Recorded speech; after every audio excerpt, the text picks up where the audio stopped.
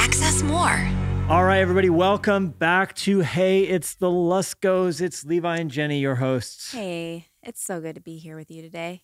And you. And you. And you. It's February. It's a new month. And man, we're just cooking our way through 2022. Ooh, cooking it up. I hope your year is off to a good start. We are really excited to have today on the podcast, as you saw in the description. Did I say podcast? Podcast. It's like pad thai. I thought the same thing. Podcast. Podcast? That's like a super Minnesota. Also, don't you know? Half my mouth is numb because I got 2 cavities filled today. Wah, wah. You know, the whole time I've known you, Jennie, you've boasted perfect teeth. You never had a cavity ever until the last, 2 years? No, until I got married. Ooh, to you. Sweet tooth. I like to think that my impact on you was better than just the decay of your enamel. No, I think that's actually a thing, but I think it's all the babies losing the calcium. Yeah, I don't know what it is, but you take a good multivitamin though, right? I take such good care of my teeth. You really are meticulous about the flossing. Maybe you need a water pick. Maybe I do. Yeah. All right, friends. Jennie's mouth is numb, so you'll notice in this interview did a little bit of more talking. She was just kind of resting back in her Novocaine stupor. Did you get the laughing gas? No. Ooh, I would never do a cavity without that laughing gas. I got the numbing needle.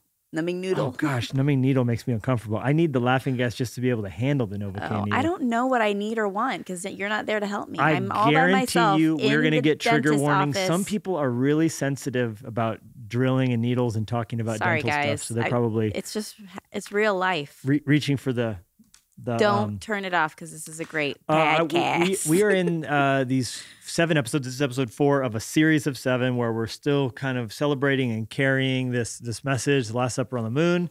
And we picked all 7 guests for this that have some commonality here. And our next guest, Jennie Allen, who's our guest on the podcast today, has a book called Get Out of Your Head, which so much of that book's message resonates with the whole inner space, outer space message and thought life and controlling yourself. And her newest book, we talk a little bit about Find Your People, which is coming out here. It is beautiful. She's got a lot of books she's written. A lot, actually. She's a spicy meatball, though, isn't she, Jennie? 5, 6, 7. 7. Wouldn't you? Wow. But this is 8. So. Wouldn't you say Jennie Allen, true or false, is a spicy meatball? I think so. She is. I would say that. She's a... the moment we first got to meet her. She's a shishito pepper is what she is. Those are 2 different She's a firecracker. She's got some TNT. Dynamite in her. Well, Jennie, I do hope that your mouth soon resumes feeling so I can kiss it. And I hope every single one of you listening, watching on Access More Video, YouTube, podcast, Spotify, are having just a wonderful day on the podcast. And if you haven't yet, please do help us out. Leave us a review or a rating on iTunes because that's awesome. And I've every once in a while popped on there to see the really kind things that you say. Most of the time, there's been some hate, is what it is. I got my first 1-star review on Last Supper on the Moon on Amazon. Why? Because people are mean. Here's the worst part. They didn't even leave any words. They just were like, 1 star. You know, I was like, 2.5 years of my life. No 1 star. Feedback? No explanation. But I have had the funniest reviews. I've read so many of your reviews on the books over the years. And the funniest one was someone who said on Amazon, the book smelled like smoke. Like I was like, I have no control over that. I didn't package it. Maybe the Amazon fulfillment person was the book smelled like smoke. 2-star, you know? It has nothing to do with the book. Nothing to do with the book itself. Well, they're saying their experience of buying the book. Right, but not the book itself. For those of you who have left a review or a rating on any of the books, thank you. And on the podcast as well. Mm-hmm. Without further ado, here is Jennie Allen.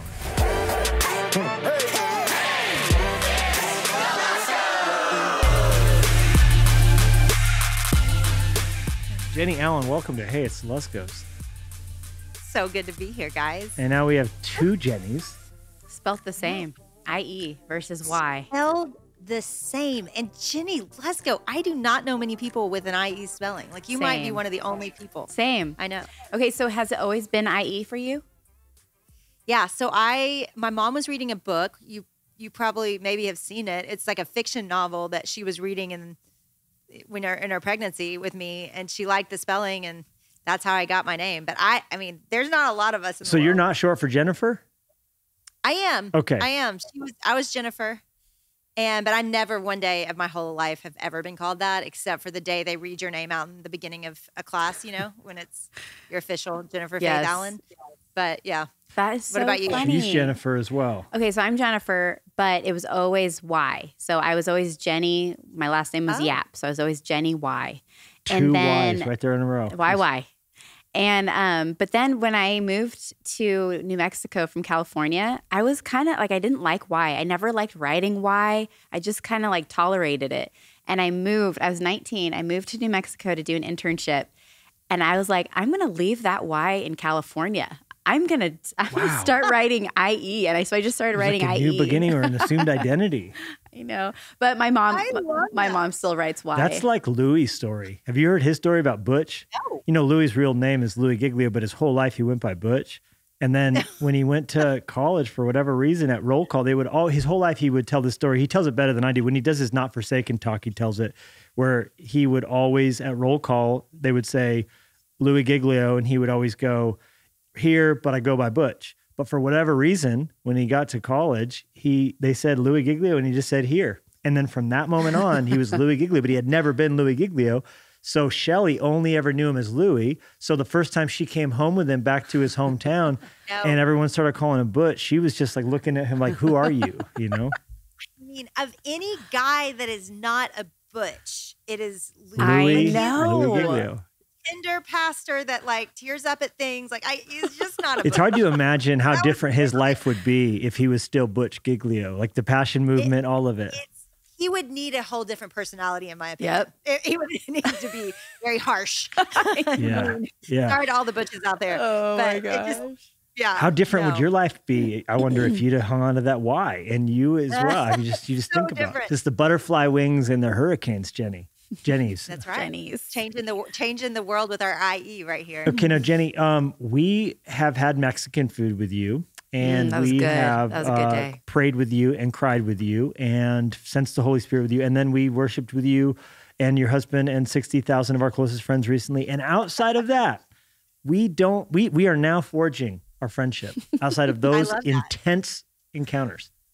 Yes, and I will say though, you do feel a bit like war buddies because.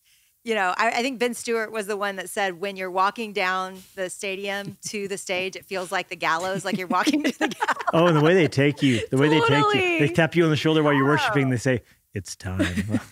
I just think there's something bonding. Like I just saw Priscilla Shirer the other day and I like hugged her tighter. Like you've been through that too. Like that was just a lot of intensity. Oh my gosh. So I love it. And it was so meaningful. And I love doing that with you guys. Let's pause on that because, they do say that friendships forged in high adrenalized situations do tend to forge a bond. So maybe it's like a life and death plane crash situation or something. So I feel very bonded with y'all. I feel like we've been friends longer because it was very intense. And we had that weekend together beforehand too. Those are the prayers. That's the Mexican food. And that was on Crowder's birthday. So yes, that whole experience with Passion was way bigger than just like we spoke together somewhere. Most events, that's what it would be. But that was very tender. And I think we all felt like God was, wanted to do something. Just the fact that it existed in the midst of everything going on in the world, like that it filled up that many kids came together. It does feel like a miracle, the whole thing. Yeah. Wow. Okay. So we do need to get back to just, your story, your life, because it's powerful and all that. And I do want to come back to that passion moment because that's your part that you played and all that was powerful, superb and wonderful and shocking. But I do also want to just back up for a second and say that long before we got to meet you, following along with what God's been doing through you, your books, you and Zach, and the life you've led has gone before you. And, we were aware of and tracking with, and, even from across the country, cheering you on before we had the pleasure of being to your right, eating Mexican food that day. That was finally like, what? Finally, we get to meet Jennie and Zach Allen because it's been so long that we've run in similar circles and had so many mutual friends, but without knowing each other. But anyhow, so we're just glad that we get to, you're not getting rid of us. So I hope that's okay. I feel that way too. I totally feel that way. And I feel the same. Like, I just think when, and I know this might sound funny for everybody listening, but there is something heavy and weighty about leading a lot of people, y'all leading the church and writing and leading through both your ministries and the podcast. And there's something about looking over and seeing people that are doing it well and love God and are fighting for their marriage and fighting for, really the glory of God in their lives. And it just, yes, it feels good to have teammates. And for everybody listening too, I think there could be a sense that all of us that write or lead publicly have any kind of competition. I've never felt that. Like behind the scenes, if anything, it feels kind of like we're grabbing each other's arms and running together and supporting each other because, you just get shot out a lot out here. Like it just feels like that's so true. Boom, boom, boom, boom. And so when you see that happen enough, you realize, wow, this is a blessing to get to do this. And it's also a little bit costly. And I think quite frankly, we all look at each other and we're like, oh, you were stupid enough to say yes too, So true. And just like you see moms who have both had babies, they both understand, they share those stories. And I think birthing anything I'm not presuming to know what it's like to have a baby, but I'm saying birthing a work, birthing a ministry, that there's a pain to be paid, like you mentioned. And all of that. Well, let's talk about the Jennie Allen baseball card. Of course, everyone knows you for the If Gathering, and I want to talk about that more, and knows you for your prolific writing. But what goes on the baseball card that maybe people would not know? Oh, I have so many stats that are way more fascinating than what people know. Like I have a really good monkey call. Like I can, like a party trick. Like I can, I'm not going to do it into the podcast because everyone would turn it off. It is so annoying. This might not be true. If you closed your eyes, I could do the beginning of it. Like it starts with, ooh, ooh, like it starts like that. But if I did it full out, like you all would turn it off. So I won't do that. I guess I want to know the origin of that. How did you discover such a secret trick? That is the best question. Thank you for asking me that. Nobody's ever asked me that. I actually can't remember where I learned it, but I won my husband's family over with it. Like they came, they were like, do you have a party trick? First time I'm meeting all of them, grandparents, aunts, uncles, cousins. And I'm like, I have one. And I did my monkey call. They fell on the floor laughing. And they were like, you can marry this one. So I do feel like all of my life since that moment, the monkey call has meant more to me than I have. Wow. In my mouth. I know, it's really served me well. And then other stats, these are kind of just really random ones, but I went to seminary before I knew what I was going to do. And I feel like that's a more serious one, but I'm really proud of that. And I really thank God for that every day because I didn't know why I was going. I just loved learning about God. And my husband was going and we emptied our savings account so I could do that. And I know that probably shows up on a bio here or there, but I don't think most people know it. And I feel like not everybody needs to do that. Definitely not. Please don't. But I'm glad I got to. Yeah. And I think it helped me give me more tracks to run on. Am I on the lines of things you think that I should put on the baseball card? I think that goes on the baseball card. That's amazing. I love that. I know one. My kids are the best part of my life. And I know a lot of people would say that, but I actually mean it when I say it. Like they are actually delightful. They are my best friends. They are even the youngest one who wears me down the most and requires the most parenting. I enjoy being with them above my husband and them above anyone. Yeah. And if anybody's listening that has young kids, it just gets better and better with your kids. Y'all's kids, what's your oldest? 16. Yeah, y'all are getting there. Y'all are starting to know what I mean. And we have a 4-year-old. But I've showed my 16-year-old Die Hard, and it's like getting to watch Die Hard with my child. That to me was like, it felt like such a rite of passage in such a moment. So I was like, I see that like college. I see the beauty of being an adult with someone that came from you. That is really awesome. Here's the bad part, and I nobody ever told me this is. They're going to get their very best and the most awesome right before you send them away. And so you kind of got, I feel strongly about some things that people are going to judge me for. I feel strongly that we only pay in school tuition. 1, we have 4 kids and that's as much as we could afford. But 2, it's a bribery to get them to go not very far. Yeah. And we've heard that a lot of people say that. I think that there's some real smart, smart about that. Well, and it is literally a 5th or sometimes even a 10th of the price. So that's a reality. We couldn't pay for private school for 4 kids, private university. But I would say just whatever you can do to cultivate a family that's close, especially in the next few years, where you'll be sending one off in a few years. I do love that they want to come home, that we want to go on trips together. I mean, we just planned a spring break trip with our 2 youngest because that's who's home. And the other ones found out about it, and they're now saying they want to come and bring people with them. And I'm like, oh gosh, like we need a really big house for this. But that's kind of how we are, and I love it. And it makes me happy that we're close. That's so amazing. And you have 2 in college. I do. And how old's your youngest? My youngest is in 7th grade. Okay. Yeah. Oh wow! So, And which one of the kids? Which one of the kids is your favorite? Well, so I hope they don't listen to this. For the record, you're poo-pooing our aspirations of growing this podcast. Just even with that statement, I just want to say I do want to one day extend the reach of this podcast to the Allen family, to the Allen children. Oh no. Okay, so I would say that if you asked all 4, every single one of them would say, I'm her favorite. And they would mean it. Like it wouldn't be like, I'm her favorite. I've done this. I've actually tested it because I say that sometimes to people. And I was like, let me see if that's true. And I really tested it with every one of them. I was like, so like, who do you think my favorite is? And they each tell me them, and they each built a case around why. And it's really accurate. Oh It's like, that is actually That's why great. you're my favorite. So I just tell them all the time, I'm always like, you're my favorite. And I whisper it, and the rest of them don't know that I tell all of them that. Yeah. and they all genuinely believe, which I love, that I wondered about my youngest because he gets in trouble the most, and he's in 7th grade, and he's adopted. And he was the most passionate of all of them. He was like, oh, I'm your favorite. And he gave me 10 reasons why. Oh my That's God. If there's one thing about our family, we raise very confident humans. They have self-esteems. Yeah, that's good. No, it's a little bit of the disciple that Jesus loved, right? I mean, there's a sense in which we should all kind of boast on that.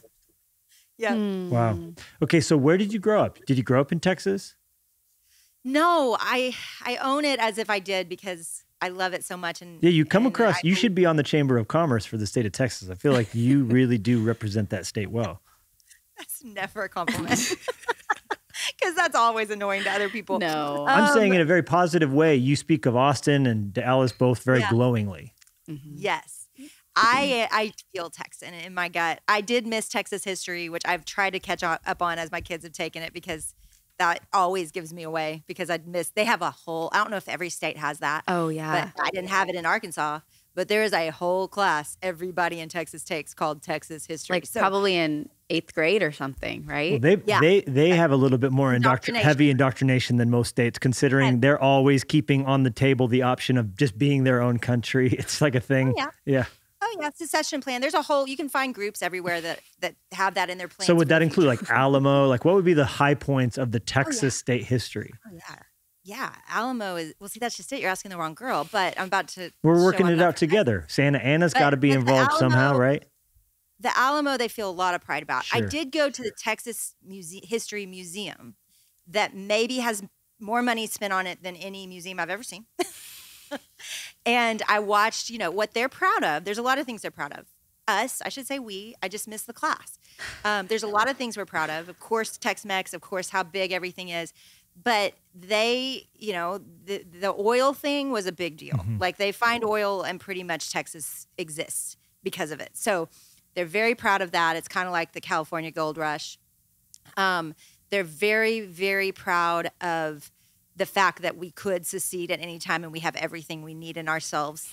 Yeah. We don't need anybody else. Everybody needs us, but we don't need anybody else. And, our sports, of course, football being the biggest, Texas football, there's nothing like it, which I am a proud daughter-in-law of the second winningest high school football coach, which I think even made it into our dinner conversation. Yes. Which is That did come up at lunch. It did. Winningest was a word I had never heard before. Also, I took note of winningest. It's also the first word ever spoken on the surface of the moon was the word Houston. Houston, that's right. Houston. Well, and that's because he was from Texas, right? Well, that's where Mission Control was. They would speak back and forth. Wasn't he from Texas too? Which one? Neil? Lance. Neil was from Ohio. Okay. But the word Houston was at the beginning of every broadcast. Houston, we have a problem. Oh, yeah. Houston, we have the Eagles landed. Yeah, see, I've been there. I've been to NASA. I knew that. Yeah, I don't know. When did you go to NASA?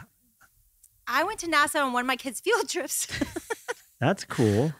I know. See, that's Texas pride. There is some Texas pride around that. But where are you from originally, though? Arkansas. I'm from Arkansas. Okay. I grew up in Little Rock, and I met my husband at summer camp, and it worked out. We stayed in love. So were you both saved already at that point? We were, I would say. We were young, and we married very young. And that's one reason we have 2 college-age kids. We married at 20. And you both look like you're 20 yourselves. Well, we married at 20, and then we had kids by the time I was pregnant by the time I was 22. So we started life young. So we did have a lot of maturing to do at that point. But it was good. We grew up together, Zach says. And that was, it's messier that way. And we had to do a lot of counseling that way.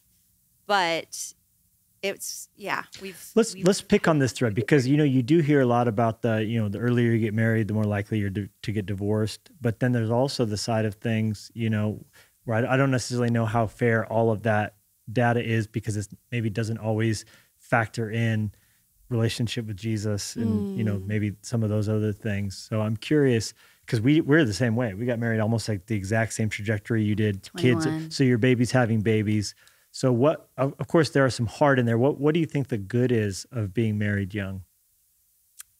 I think there's so much good. I barely remember life without him.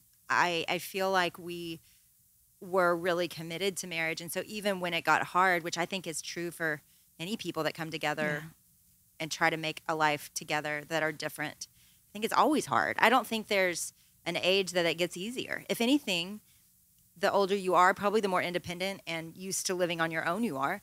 But for sure, we had to find ourselves in each other, because we were just still so young.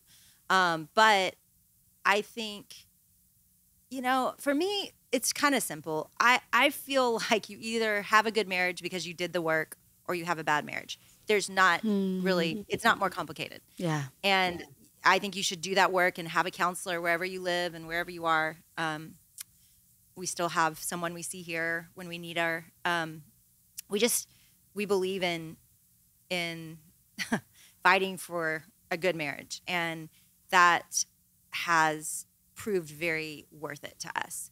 And so I think some of the good parts are, both of my kids are dating somebody kind of seriously, the older ones, and who knows if it's the one or not. But if they do get married soon, I'll be a young, mother-in-law, a young grandmother potentially. I think there's some fun to just being able to be friends with my adult kids. Totally. In a way that there's not a huge separation in age as much as there could be.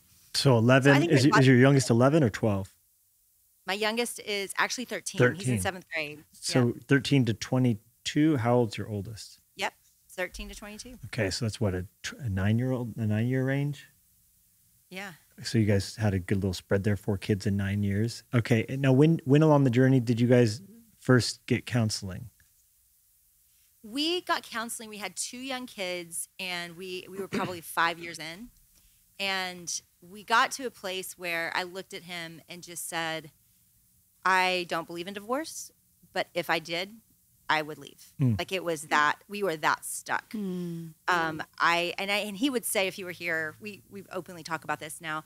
He would say if he were here, he did not know how to process emotion. And so he married a very emotional human. I mean, really. And you have the Italian roots too, right? I mean, yeah, we definitely have some Italian stuff going on. I think. But that's just on your side, or is that on his side as well? It's my side. That more vocal, that's kind of family of origin kind of stuff there? Our family, that's by marriage, the Italian relatives. But that mood and that state of being is definitely who I am. And I say everything I think, and I want to work through it if there's any conflict. And he just would roll over and go to sleep. And we just, it just was not working. And so praise God that we were in a place that the people around us saw counseling as a gift and not as a big deal, and not something you do just because you're about to, get divorced. You do it because it's a healthy thing to do. And so we prioritized that for 2 years. We had young kids in one ministry salary. And so I don't know how we did that. I don't even remember where that money came from. We had to pay for childcare and counseling, and it felt like a miracle that we had enough to do that. And at that point, Zach was a pastor? He was. Okay. He was pastoring. He was a youth pastor at that point. And so we spent that time, and he would say he was my new husband after that, and it's true. He was very different after that. He learned his emotions, and he learned how to process them, and he learned to lean in to when I was hurting instead of away, and he just figured it out, And I was telling somebody actually this today that, counseling only works if it works. It's not magic. It's two people coming together and trying to understand each other better and trying to understand and learn tools, like really practical tools that help people be married. And I think if somebody's listening and they're in that place in their marriage that maybe it's not even about to fall apart, but it just feels so hard, there are real things you can learn. There's lots of ways to do it. There's books you can read. There's, a lot of churches have programs you can go through. There's ways to do it, but I do think it's important for people to know a good marriage is made up of a bunch of things that maybe you never saw or learned from your own family. And I think we had to learn those things. That's really, so that's really freeing. And I think it's really empowering to know that. What would you say to someone who's like, hey, I think we need that. What would be some recommendations on finding a good counselor? That maybe not all counseling is exactly the same or created equal. Yeah, I definitely would not open, or Google it and just go to the first one you see. I think church is the best place to start. I think if you have a healthy church, then they probably have a list of people they recommend. And I really believe that without the church around us, counseling would have fallen short because we had people checking on us. We were in community.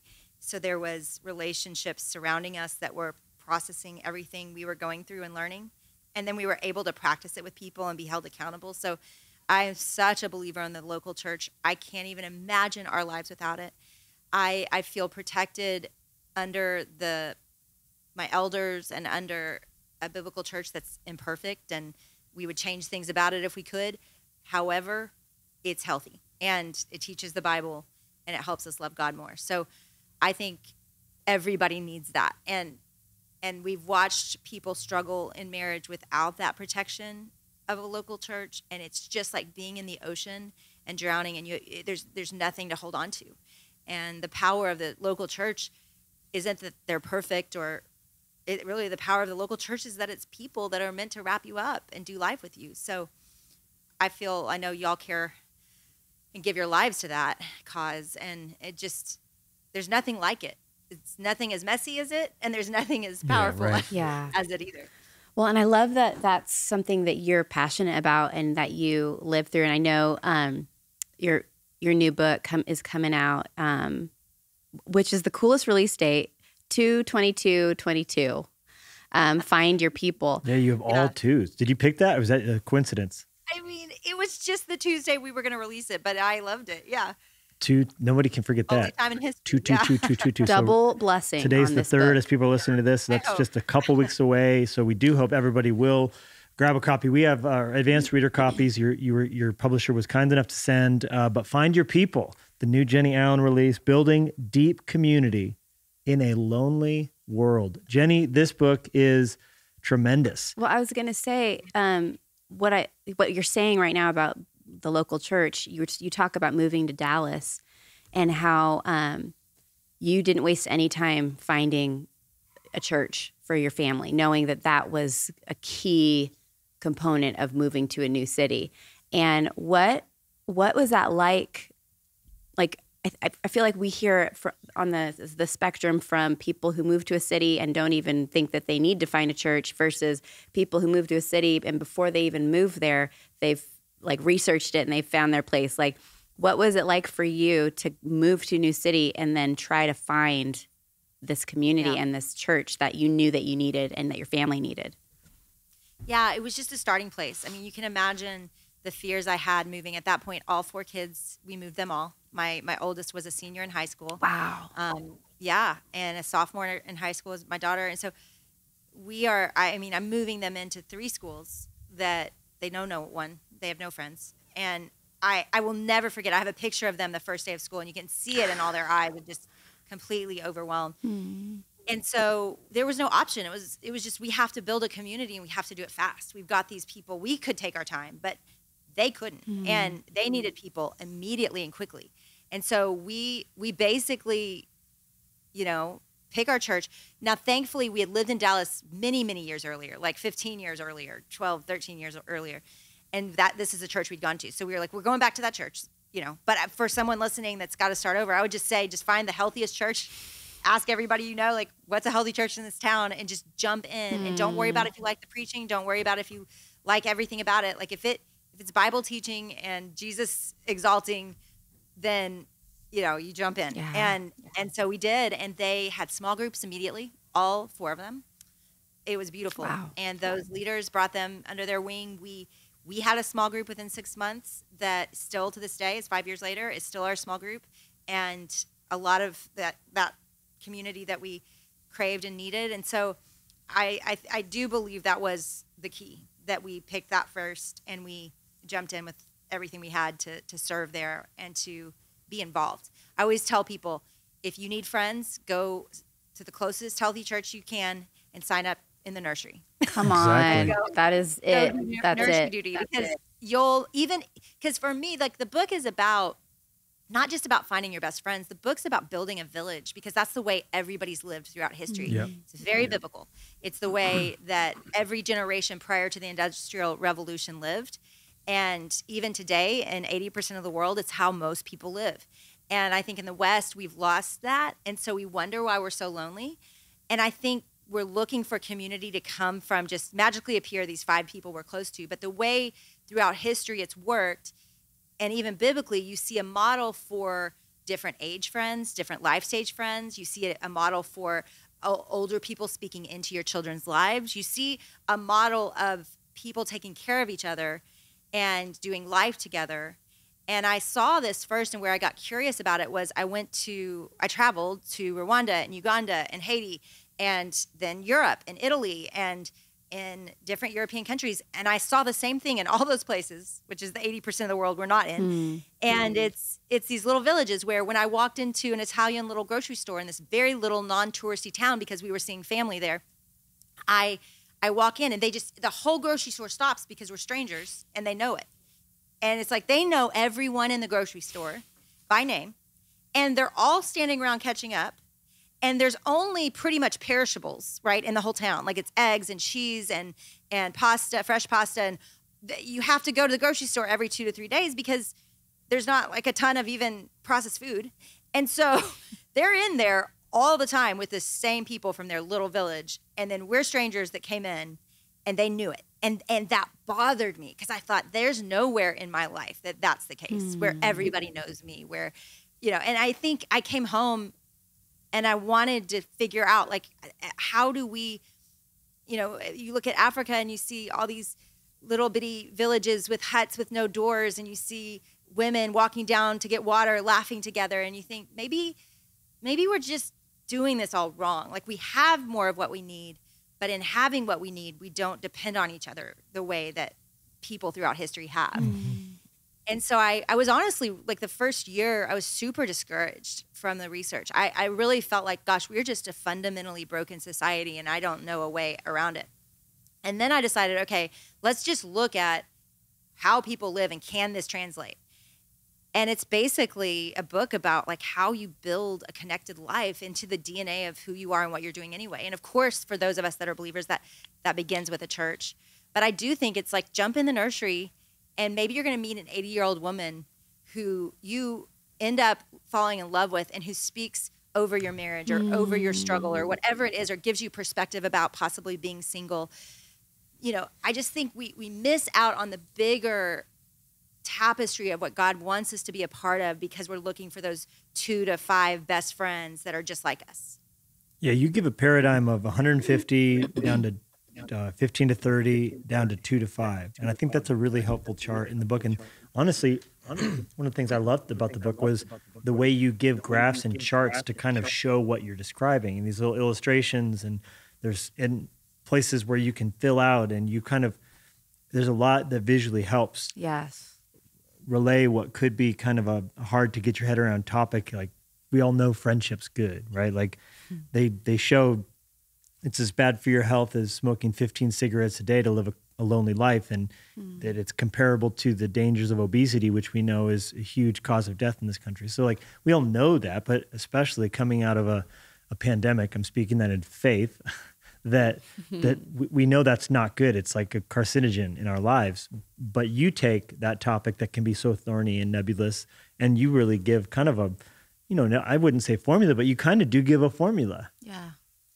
Yeah. Well, and I found a formula, right? I mean, I'm not very formulaic in my own personality or ways, but it was super helpful to like do all that research and go, you know what? There's real practical patterns that you see throughout history, and you see even with Adam and Eve in the garden before the fall, right? You see patterns of connection and community with God and with each other that are possible. It just feels like it's a lot of work. And I think that's what people fear. But what we've been thinking wrong about this is it shouldn't be on the outsides of our life. Like, here's our busy lives. It's swirling too much. I can't handle it. And then I can't add one more night where I meet with friends. That's not what I'm talking about. I'm talking about in the swirl, in the chaos, in the circle that already exists. Where are you missing people that might be your people that you've never thought of it? Because for me, like one of my first people in Dallas was my babysitter, who today is down the hall in my office because she works for If Gathering still. And she was a college student. And I'm not sitting there thinking she's going to be a friend, but the girl walks in. We're sitting on my empty floor before any of my furniture's moved in. She takes Cooper from me, and she just sits there straight faced and is like, I got this. Let's go. And then that girl does life beside me for a year, 2 years, and helps me do my life, and ends up traveling with us. And I end up crying to her and sharing life with her. And she falls in love, and they're our friends now. Like there's a sense of maybe there's a richer, deeper tapestry of relationship and friendship than the limits that we put on who can be our friend and what. And all of us need people that are similar to us and going through similar seasons than us. But we also need all the rest, right? We need friends. If we're married with young kids, we need single friends that can come over at 8:00 and hang out on our couch and watch a show with us. We need, without having to get a babysitter. The single friends need those married friends that want them to come over. So you think that maybe that sometimes we're looking for too of a homogenous kind of friend base? I do. And I think because we give up or we don't understand the village mindset that this is what you got to understand. Every single generation since the beginning of time has lived with a people group of around 100 and 150 people. Then you look at the science and the research. Guess how many people we can even have the capacity to keep up with? About 100 to 150 people. And then we have the capacity, Dunbar says, to have 50 friends that we could take a casserole to or actually meet a need for. We can't even do that for the 100 to 150. Then we have about, a capacity of about 5 that we can know everything going on in their life. Well, nobody ever taught us that. But if you look throughout history, it's how they lived. So to me, the patterns and the formula, like you're saying, existed throughout time. They didn't need a book about it. They didn't need to be taught that. It's how they lived. But we do, because we don't live this way. We Amazon what we need rather than go next door and borrow it. It's what we do. Instacart, and yeah, right. That's not how cultures have ever lived. We are the most independent people that have ever lived on the face of the planet. And that should scare us to death because we are so isolated and anxiety has never been higher. Depression has never been higher. Suicidal thoughts have never been higher. And we live more independent with more of what we need than any generation. So I think, that troubled me. But then you start to go, okay, there's really basic things that could fall into my life. Now it's going to take changing parts of my life and the way I do it, but it's not necessarily a move. It's not necessarily something really big. It's just when you go run an errand, text a friend and be like, do you need to go to Costco? I'm going to Costco. Go with me.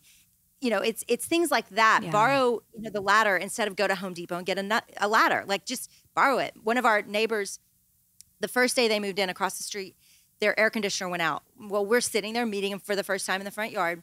And my husband says, we have a window unit in our attic. He runs up and gets it. Together, they have to set this thing up. It takes like an hour and a half. the two of them love each other at the end of that. They use that air conditioner. They're so grateful. We keep checking in with them to see if the air conditioner's fixed. And they felt terrible. They felt, my husband's going upstairs to get the air conditioner. He's spending all this time setting it up with me. They felt terrible. We felt like, oh my gosh, you need us. Yeah. And we have something that helps you. And we have time to help you with it. And we know you now, and you're our neighbor, and we have a vision and a dream of knowing our neighbors. So it's just, and now those guys go to coffee all the time. Like I think that's what I'm talking about. It's not changing everything about your life. It's looking in the crevices of the life you're already living, and how could you live more communally? Yes, I love that. And I love how, like Levi was saying, you do give like just practical tips and Step things to one, hold on step to. two. Literally, your step one for finding your people is notice who's already in front of you. And I think that is like revolutionary for someone to think, like, instead of who's my best friend, like you're saying, who is in my life who I see every day, or who comes in, I don't know, who do I see at the grocery store, or who is taking the kids to the school, or what, I don't know. It's not making any sense, but I'm just saying, like, that idea of like who is in front of you. And I think that is just life-changing, to just be aware of the fact that there might be someone who is in your life, who maybe comes into your home, who is in your kid's school, who is that person. And that was like light bulb. That's awesome. Light bulb. Said in the Despicable Me voice. My favorite stories already about the book are like that, Jennie.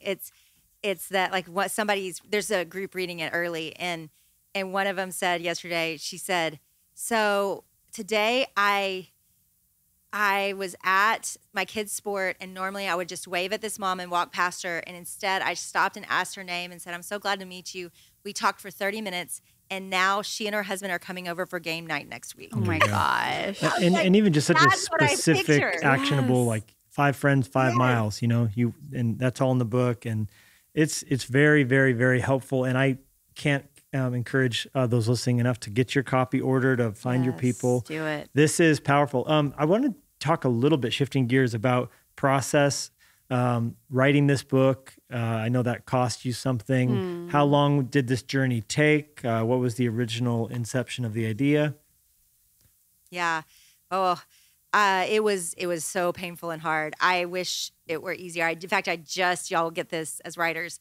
I just reached out yesterday to ask my publisher for an extension of my next book. I want to wait another year because I'm just tired. Like it is costly to write. And it's really costly when you want to write something that you want to live, and you care about, like this. It's so personal. It touches, it's a whole story about my most personal relationships. I can't. The book opens with you lying on the floor of your closet. So, it's pretty well, you're out there, bang, Yeah. The first line is I had a panic attack about relationships. So, yeah, it is costly. And I was lonely writing it. I remember, in fact, the whole first chapter is basically about how I was scared in writing about finding your people. I was losing mine because I was so busy writing, and editing took longer than it ever has. And it was a year of writing. I would say prior to that, there was a lot of research and kind of outlining and figuring it out. But it was a good one semester of full-on writing, and then one semester of full-on editing, which felt like a rewrite.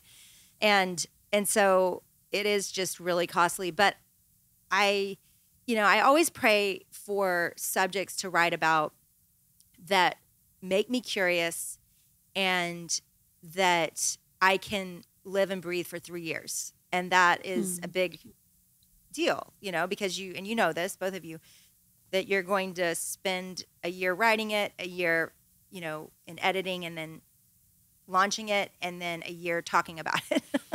And so that's 3 years of your life on the same subject. Wow. So I feel like this, when you cut me, I bleed it. I think it could change everything for people. And honestly, it's the Lord's timing is so great, because I do think people are especially lonely right now. But the idea came to me while I was traveling years ago.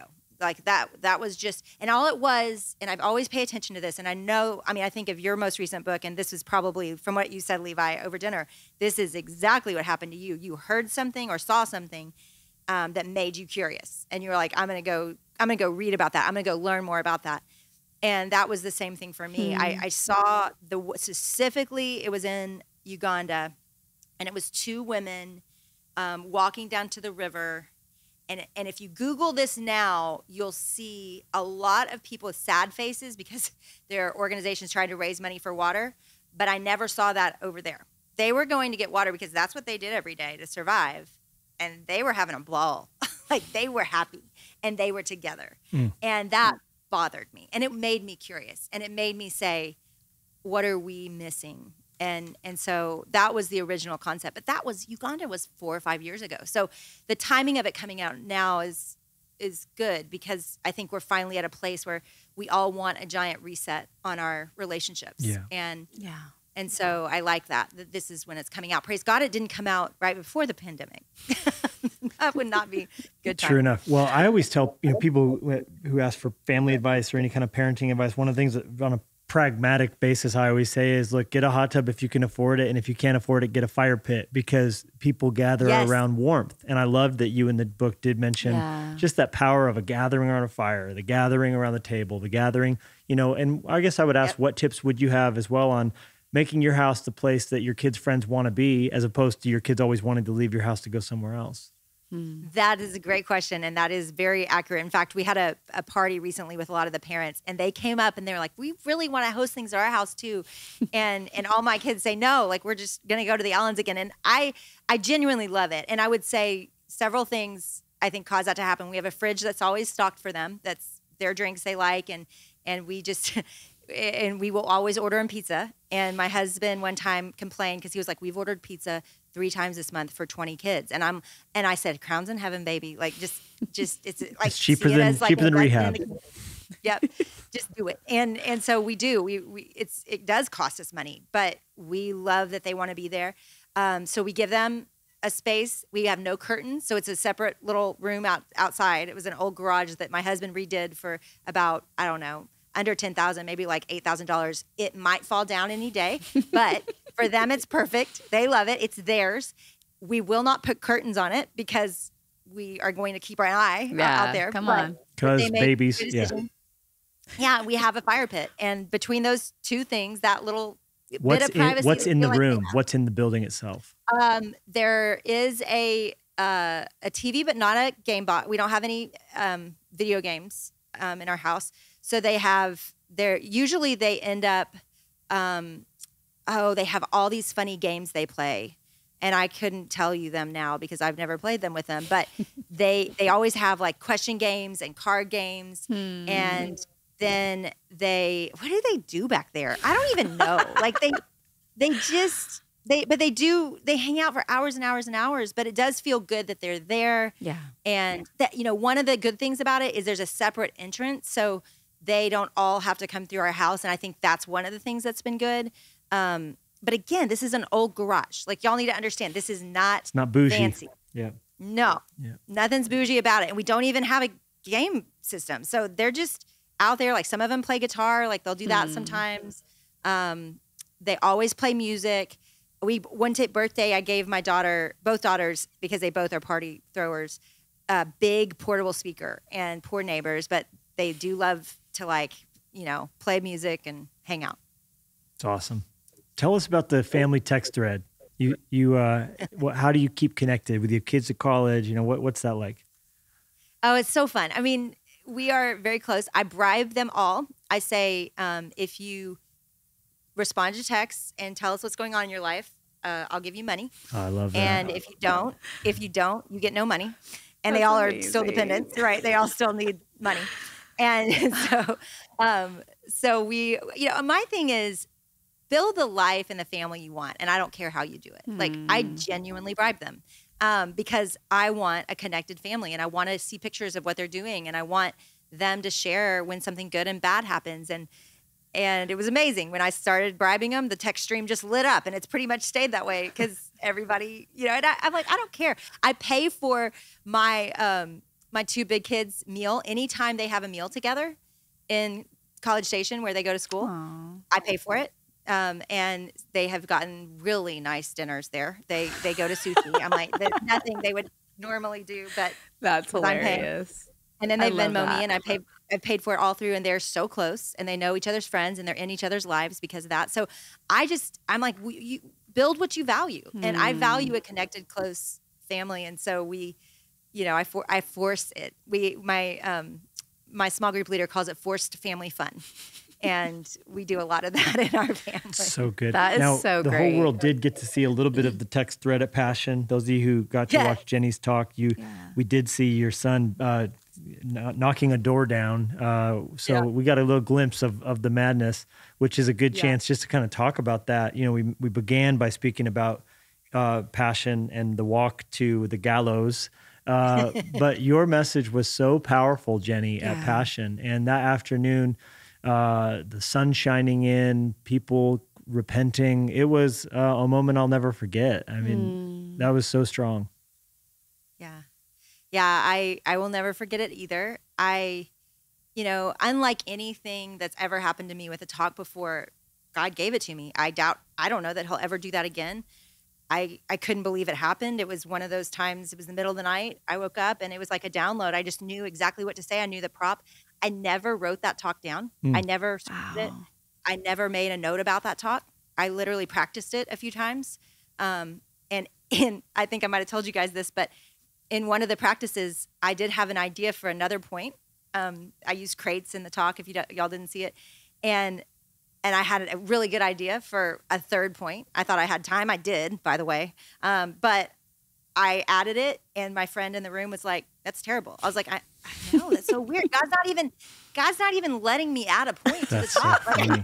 He said, "Don't change what It's like the curses in the book of Revelation. If you add or subtract from this message, Jennie." Well, I feel like that was part of the wonder of it, was like you walking up on the stage so quietly with these crates in your hand, and you held them for so long, and you didn't look at one note. You didn't and I was just like, I was spellbound by that, because I was like, what the heck? She is just standing on this stage with these crates, just preaching, and she knows, this is in her. So that makes so much sense. I don't know if people can listen to it again, if there's a way to do that, but they could probably find a bootleg version on the Russian YouTube or something. But I kept thinking, and that's part of the tension of the whole talk. I thought you were going to kick that wall of milk crates over at some point dramatically, kind of Ben Stewart style, where the balls would go, and then of course someone would get hurt. But so the whole time, I think we were all just on edge, what is going to, it was powerful. Well, and I think the reality is we're all just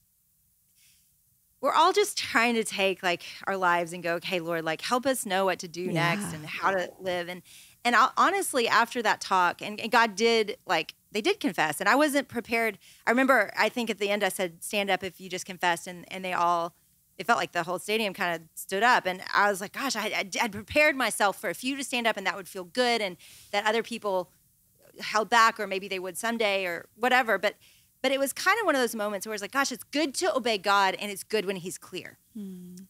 But then I came home, and it was very worshipful for me in the moment. But there also was a real tension when I came home, because I've got about 3 or 4 other things I would really like his clarity on that I think are as important, and I don't have it. And I think there's almost been an afterword where I don't expect to ever have that happen again, where God's that clear with me about something, but he showed me he could be, and I don't know. And I mean, we could process that. Well, I will say this. It wasn't just the students. I was sitting next to a friend I brought to Passion with me, and we both confessed sins in our lives and prayed for each other. And it was a beautiful moment. Yeah. Jennie was a part of a similar moment. And then afterwards, we what was the statement we said to each other? You had to say something very specifically to each other. There is no condemnation for those who are in Christ Jesus. Yeah. There you go. And that means so much to me, because but again, it was just God. I mean, I know we all say that about everything, but it really genuinely was for me. It was my sweet husband, before I was a nervous wreck, because every one of y'all had killed it. And I was like, okay, this is built to this, where I'm supposed to do this thing. And there's a real clear reaction. Either they do or they don't confess, right? And so I felt like I was out there, really gambling, pushing all my chips in. And before we were going out, I just was so moved by where the Lord had taken from your opening talk to who has been right before me. I was so moved. And And it was that little break before I would go up. And I was actually in my dressing room crying, trying not to mess up my makeup, which is definitely a hard thing to do. Yes. Well, they did put makeup on multiple hours before the talk each time too. So that was that. You're like, oh, geez, I can't eat anything. I can't do anything. I will say this though, Jennie, I want to come back to that moment you crying in the dressing room. But when I watched your sound check, it was actually really cool. I had Hebrews 13 in my notes, the running and dropping weight and sin in my notes, because when the Syrian soldiers ran away, they left everything. And I had in my notes this line, when you want to run fast, you drop what you have in your hands that would hold you back. And because when the 4 lepers walked out to the road, there was just shields and money and stuff, clothes all over the road. That was in my original manuscript. But when I sat and watched your sound check, and I'm so glad I watched everybody's sound check, I saw your primary text go up and I was like, okay, amazing. I can save 60 seconds, by taking that section out, since Jennie's going to cover it. And then I watched another person's message, and I was able to hone my notes looking at where everyone was going in the Bible. And of course we had met and talked about it. But what was funny is I got off that platform and I've never in my life felt such a sense of, it didn't go well. I didn't do good. I had all that feeling. And I felt like what God really spoke to me was, you were just the first movement. You aren't supposed to feel closure because you weren't the sum total of what I'm doing these days. Wow. So let's talk about that, because your message, like my huge takeaway from your message was that God can do anything with little acts of obedience that spreads across the world, right? Like that's what I felt from when you started going through, guess what came out of this? Like the beetle, like you go through like small things that ripple and you can't imagine how it'll change the world, but it does. So that, I just go with, that's the start. Like I could go through every message all the way to Louis and go, look at the arc of what God built. And he does that. And I think that's the beauty of, something like passion that you really, it's hard to replicate in any of the rest of life. I think I feel that way at If Gathering sometimes, where a group project is so powerful because, and so the crying, it's exactly what you're saying, Levi. The crying in the dressing room was basically me realizing I get to do a little part. And I don't know that it's going to feel fancy. In fact, almost half of my time I gave to them to confess, like it wasn't going to be like, wow, Jennie is a great communicator. It was going to be God would get the glory and they would hopefully find more freedom. Yeah. And my sweet husband looked at me and he said, Jennie, run the play. Just run the play God gave you.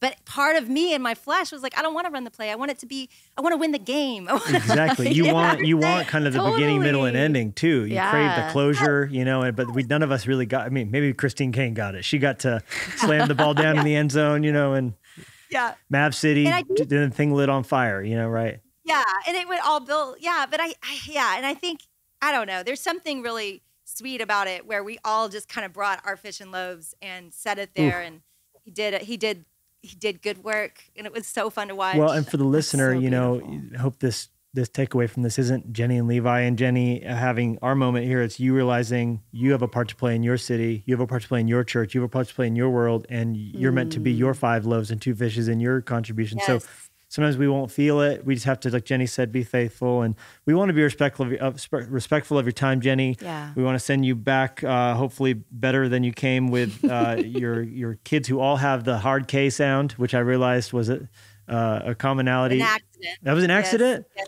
Oh, yeah.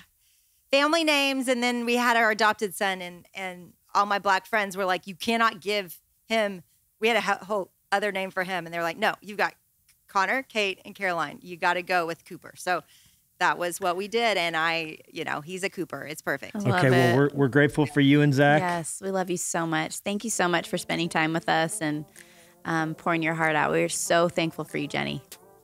Y'all too. I think let's do dinner soon. I think 75% of the questions I had written down didn't get asked, so that just means we'll have to have you back. And maybe Zach will be kind enough to join, and we can do a little double date. Hey, it's Luskos for your second visit. Yes, let's do it. We'll just have y'all on ours, and we'll both host. We'll do it. Perfect. We'll come back. Okay, find your people, everybody. Get this book. It's coming out 2/2/2/2/2. And Jennie Allen, God bless you. 2/2. Thank you, guys.